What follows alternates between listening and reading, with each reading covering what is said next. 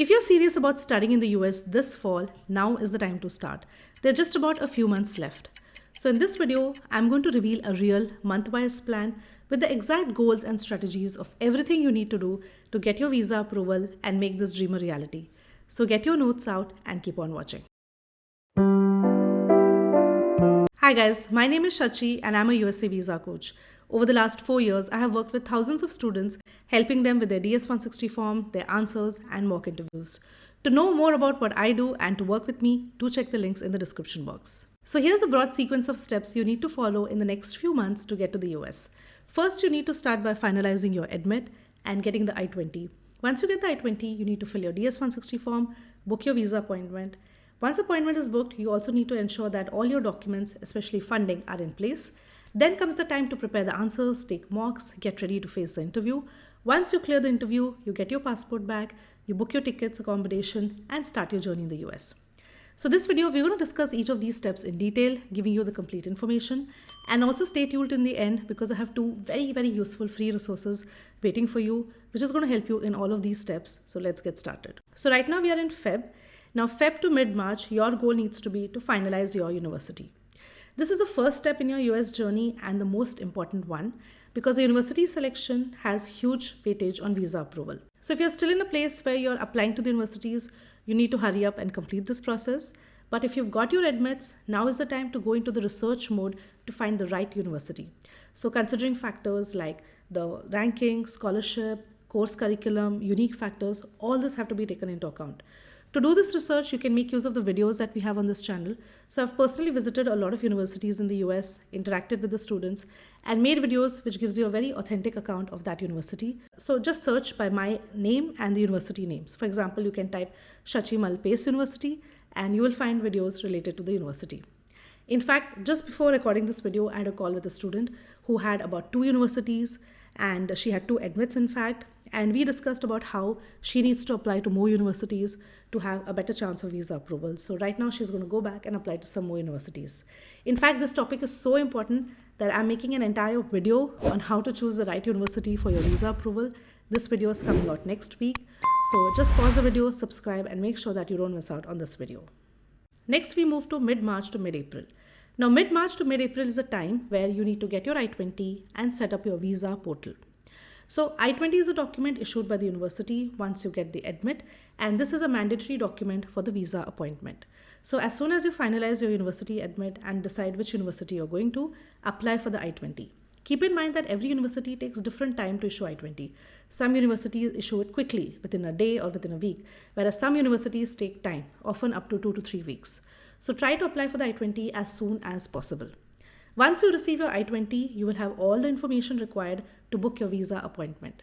So you need to create your visa portal on usvisascheduling.com, create your profile where you will enter details of your SEVIS, your DS-160 number, and then go ahead and book the appointment.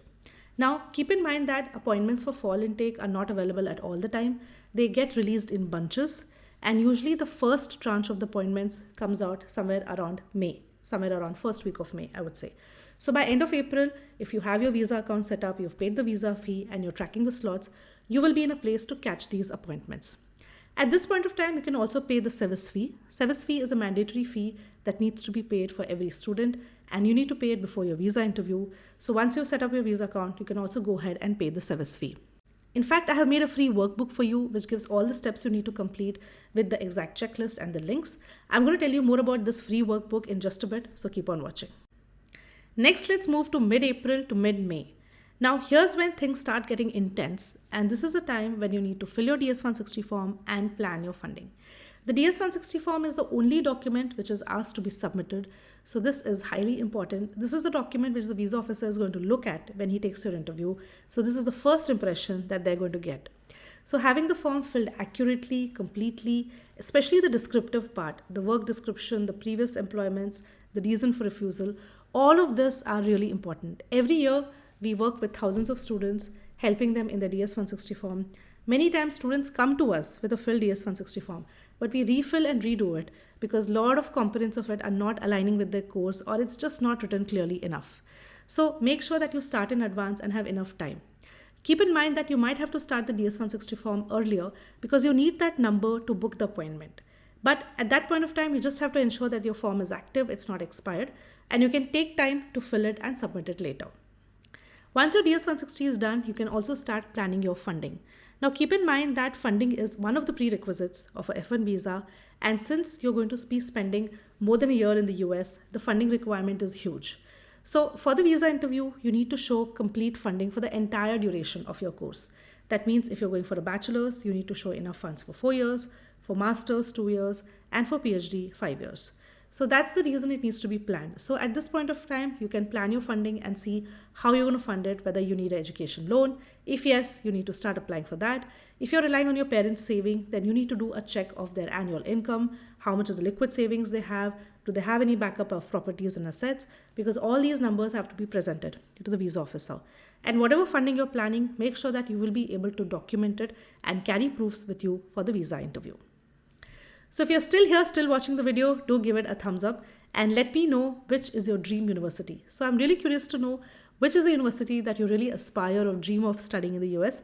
Comment below and let me know. And also if you have any questions about the process that we are discussing, do put your question here as well. Next, we are moving from mid-May to mid-June. Now this is a crunch time. By now, you should have your I-20, you should have your visa appointment booked, and you should have filled a DS-160 form. And what is left now is to prepare for the interview. Now, I cannot stress enough the importance of preparation, importance of knowing what exactly you're going to say, how you're going to present yourself. Because a visa interview has changed. It's no longer just about preparing some answers, getting facts from the internet, or taking help from your friends and just having some answers written and going and saying it. It has become a lot more personalized, it's become a lot more intuitive, and the officers are asking questions in such a way that they really want to know what was your thought process in going through this journey.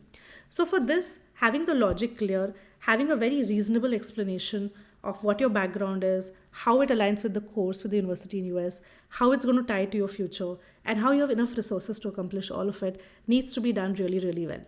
I recently had a student who had 8 years of experience and he already had a rejection. So when I worked with him, we spent so much of time just on figuring out how we can justify why he wants to do masters now, why after 8 years. And once that piece was in place, once we figured out that, everything else about his profile fell in place really quickly and really nicely, and he had a very nice coherent story to present. So his next interview, which he gave actually just about last week, it was super smooth. He was able to answer very well. He felt confident, he felt happy, and of course he got the approval. So I would say that really think about your profile, think a little deeper, and don't just limit yourself to getting answers of ChatGPT or just getting them off the internet. And taking mocks. Mocks is something which is extremely crucial. This is the time when once you know what you have to say, you need to start practicing it. So mocks is something which will help you get over that awkwardness. Now, most of us wouldn't have given an interview in a very long period of time. And you need to give an interview in a crunch situation. So mocks will help you get over that awkwardness, that nervousness, and the real interview will just feel like another mock that you're giving, and you can breeze through that. So this entire thing is in fact my area of expertise. This is what I really enjoy doing. I work one-to-one with students, helping them figuring out their profile, their answers, their mocks, and I'll be telling you more about it in just a bit, so keep watching. Next, we are moving to June and July. Now, June and July are the two crucial months. This is when you will have your interview. You need to go, smash that interview, get your visa approval. So at this point of time, you need to have your answers prepared, and at the same time, keep practicing, keep rehearsing, and build up your confidence. Also remember that every year F1 interview trends are different. There are new questions asked, new things that they focus on. So you also need to be aware of what are the trends, what are the changes happening this year. And for that, you can rely on us. Every year we track the interviews very, very closely, and we make videos which highlight the unique questions, the new trends, the new patterns. So keep an eye on the shorts part of this channel, because in the shorts, that's where all of these videos are going to come up. So make sure that you subscribe and you stay tuned to that. So now comes the last 2 months, August and September. I feel August and September is always a bittersweet month, because when I interact with students, there are always two types of students. The one who've got their visa approval and they are reaching out to us because they need help with accommodation, with the flights, and just planning the entire logistics of moving to the US. And the second category of students who have a refusal, so they reach out to us on help on how to overcome the refusal and how they can still make it to the fall intake.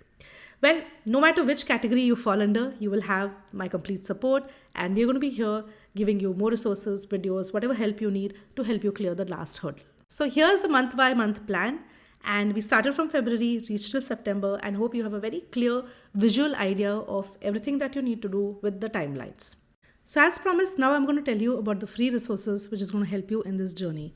The first free resource is a F1 workbook.